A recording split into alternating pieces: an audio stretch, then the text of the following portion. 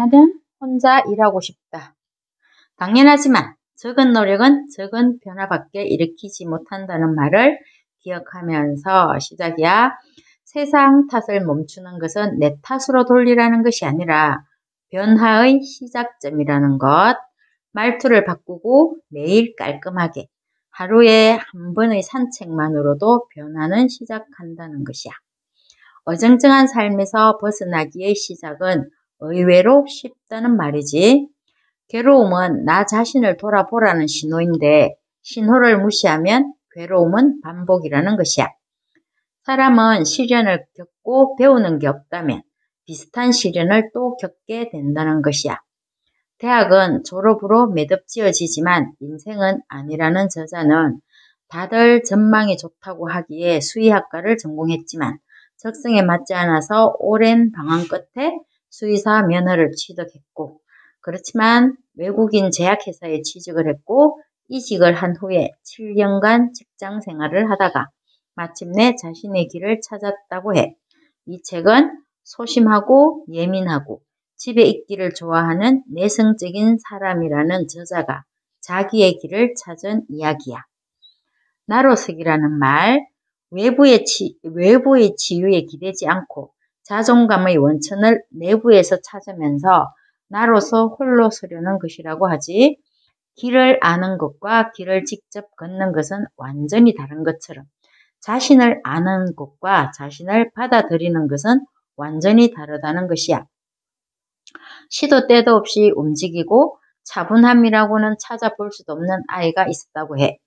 수업 시간에 선생님의 지적을 받기가 일쑤였고 엄마가 학교에 불려가는 일도 다반사였다고. 엄마는 아이를 의사에게 데려갔다는 것이야. 엄마의 이야기를 들으면서 아이를 잠시 지켜본 의사는 음악이 나오는 라디오를 틀어놓은 채 엄마와 함께 밖으로 나왔고 창문 너머로 아이를 바라보았다고 하네. 음악에 맞추어서 온 방을 돌면서 발을 구르는 아이를 보면서 의사가 말했다는 것이야. 지금 춤을 추고 있는 저 아이를 보세요. 저 아이는 댄스입니다. 댄스 스쿨에 보내도록 하세요라고. 오페라의 유령과 캐처의 안무를 창조한 안무가이자 영국이 낳은 세계적인 발레리나 질리언 린의 이야기야. 대단한 의사와 대단한 엄마가 있었구나 싶지. 당신의 성향을 짚어보라고 하네. 삶의 방향을 결정할 중요한 요소이니까. 성향과 함께 한 가지 더 욕구를 알아야 한다는 것이야. 생존의 욕구, 사랑의 욕구, 소속의 욕구, 힘, 자유 등 본인이 중요하게 여기는 욕구와 그 욕구의 크기에 따라서 방향이 달라진다는 것이야. 수많은 사람이 타고난 재능을 찾으려고 하지만 평생 못 찾는 사람도 있다고 하지. 성향과 욕구와 함께 적성 찾기는 언제 찾아도 의미가 있다는 것이야. 이대로 살다가는 미래가 뻔하다면 일단 무엇이든지 하라고 해. 막연했지만 저자는 오늘은 어제와 다르게 보내는 것이었다고 해. 변화를 위한 다짐을 했다면 작은 일이라도 나의 뇌를 놀라게 할 수 있는 일을 찾아야 한다고 해. 저자는 일본어를 공부했고 그 공부가 영어 공부로 이어졌다고 하네. 신기한 것은 명확한 목표가 없음에도 불구하고 변화를 위해서 이것저것 시도해 보니까 여러 가지 가능성이 어디선가 나타나더라는 것이지. 진짜 위험한 것은 아무것도 하지 않고 있는 것이라고 해. 기준에서 벗어나지 않는 행위가 타인에게 받아들여지기 위한 것이라면 자신만의 기준을 세우는 것은 자신을 있는 그대로 받아들이기 위해서라고 하네. 모났다는 것은 남들이 정해놓은 일반적인 기준에서 벗어나는 것, 남들에게 피해를 주지 않는 범위에서 살아가야 할 기준을 스스로 정해서 지켜나가는 자세, 바로 나로서기의 핵심이라고 해. 예전엔 이것저것 다 잘해야 한다는 말이 많았거든. 그런데 이제는 다 잘하면 죽도 밥도 아니라고 하네. 요 기준도 내가 정할 일이겠지. 약점 보완보다는 강점 강화가 더 필요하다고 하네. 예를 들어서 수학은 무지 잘하고 사회를 너무 못하면 못하는 사회를 점수를 끌어올리기 위해서 애를 쓰는데 이럴 필요는 없다고 예를 들었어. 이 책에서는. 그렇지만 내 생각은 학생은 일단 일반적으로 다 알아야 될 과목들이기 때문에 그 전반적으로 같이 나가는 게 맞다고 생각하는데 모르지.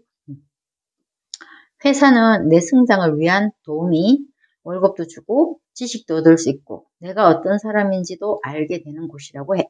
그래서 직장에서 배우는 업무 관련 지식이나 일을 대하는 자세, 조직의 생리. 그렇지만 가장 중요한 배움은 나를 안다는 것이지. 외향형에게 회사가 홈그라운드라면 내향형에게는 홀로 일하기가 홈그라운드가 될 수 있지만 단순히 성향만으로 선택할 수 있는 것은 아니지. 저자는 직장 생활을 하면서 글쓰기를 시작했다고 하네. 같은 노력을 하더라도 업무 환경에 따라서 결과는 달라지는 것만큼 업무 환경은 중요하고 또 최고의 변화는 환경에서 시작된다고 환경의 중요성을 강조하고 있어. 의지력과 노력도 중요하지만 내 주변 환경을 바꿈으로써 변화의 해법을 찾을 수 있다는 것이지. 1인 콘텐츠 창업 시대에 대한 설명도 있는데 유튜브에 관한 이야기 건너뛰고 나만의 공간에서 내가 정한 시간에 원하는 일을 하는 것, 그런 삶을 바란다면 일단 현재 자신이 있는 곳에서 시간과 공간을 확보하라고 하네. 디지털 노마드라는 말이 있어.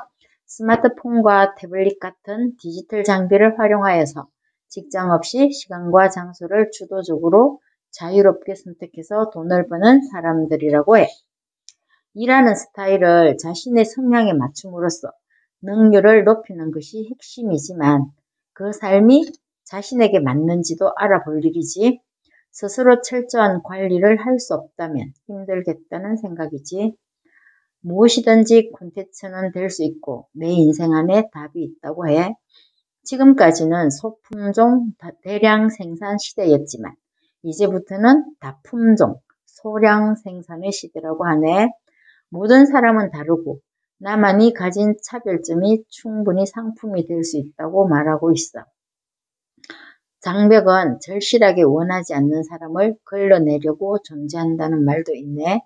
결국은 내가 이루고 싶은 절실한 목표가 있다면 어떤 시련이건 이겨낼 수가 있다는 것이고 저자는 어떻게든 직장 생활을 벗어나고 싶어서 오랫동안 고민하고 노력했고 마침내 웹소설가로 성공했다는 것이야. 그래서 모두가 저자처럼 하고 싶은 일을 하고 하고 싶은 시간에 하기를 바란다고 해. 당신의 절실한 꿈은 무엇인지 그 꿈을 찾아가는 시간도 행복했으면 좋겠네. 여기까지야.